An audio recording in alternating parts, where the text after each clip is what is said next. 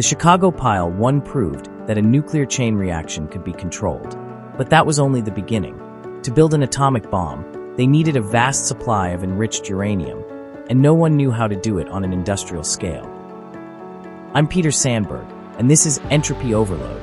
We're not just exploring the science behind the bomb. We're going into the heart of the Manhattan Project.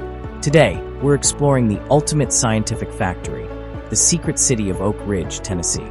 This is the story of how an entire city was built from scratch, in secret, to produce the fuel for the world's first atomic bombs. Now, remember the CP1? Its chain reaction was slow and controlled, like a smoldering fire. That was by design. They needed to prove the concept without blowing up downtown Chicago. But for a bomb, you don't want a slow, controlled reaction. You want an explosive, runaway event. For that to happen, a single fission event has to trigger more than one new fission event almost instantaneously. You need the chain reaction to go from 1 to 2 to 4 to 8, and so on, in a fraction of a microsecond. To do that, you need to get rid of the U-238 and concentrate the U-235. The U-238 atoms in natural uranium were like sponges, absorbing neutrons and killing the chain reaction before it could build the necessary speed. To build a bomb, you need a critical mass of almost pure U-235 so that when a neutron is released, it's virtually guaranteed to hit another fissile atom and keep the chain reaction going at an explosive pace. The isotopes were chemically identical. You couldn't just filter them out like you would with sand and water. The only difference was that one atom weighed slightly more than the other. This wasn't just a puzzle, it was an industrial nightmare. No process existed to separate isotopes on such a massive scale. The race to develop this technology would lead to the creation of 3 separate, highly secret plants in the heart of what would become Oak Ridge. Here are the 3 solutions the brilliant minds of the Manhattan Project came up with. The first method was gaseous diffusion. This method used the fact that lighter atoms move faster. Scientists converted uranium into a gas and pushed it through a series of special filters. The slightly faster uranium-235 atoms would get through the filters more often than the heavier uranium-238 atoms, slowly separating the two. The second method was electromagnetic separation. This solution used giant magnets. When charged uranium atoms were shot through a magnetic field, the lighter uranium-235 atoms would curve more sharply than the heavier uranium-238 atoms, causing them to split into 2 separate streams. The final method was the breeder reactor. Instead of separating the isotopes, this solution turned the common uranium into a new, usable element. By bombarding them in a reactor with neutrons, it transformed into plutonium-239, which could also be used for a bomb. So with the 3 solutions in hand, the government had one final enormous question to answer. Where on earth do we build it? The answer wasn't a matter of convenience. It was a matter of survival. They needed a place that was isolated, secure, and had a vast, untapped source of power. They found that perfect combination in the heart of rural Tennessee. First, secrecy and security. The project was the biggest secret in history. Oak Ridge's remote location meant it was easy to isolate, control, and protect from spies.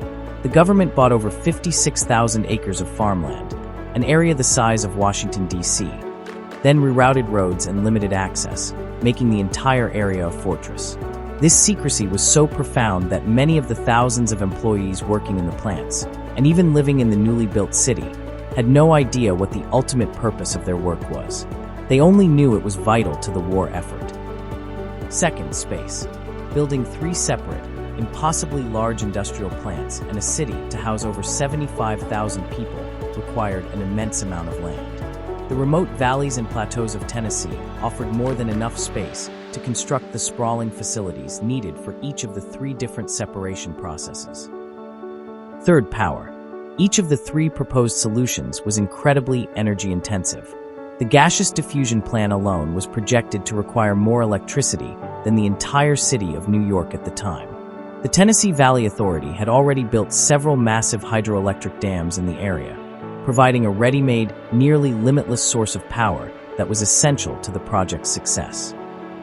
Now, with a place secured, the ultimate challenge began, turning a theoretical idea into a physical reality on a scale the world had never seen before. The K-25 plant, was where the gaseous diffusion solution was brought to life. This massive, U-shaped building stretched for over a mile and housed the thousands of filters needed to separate the isotopes. The Y-12 plant was the home of the calatrons.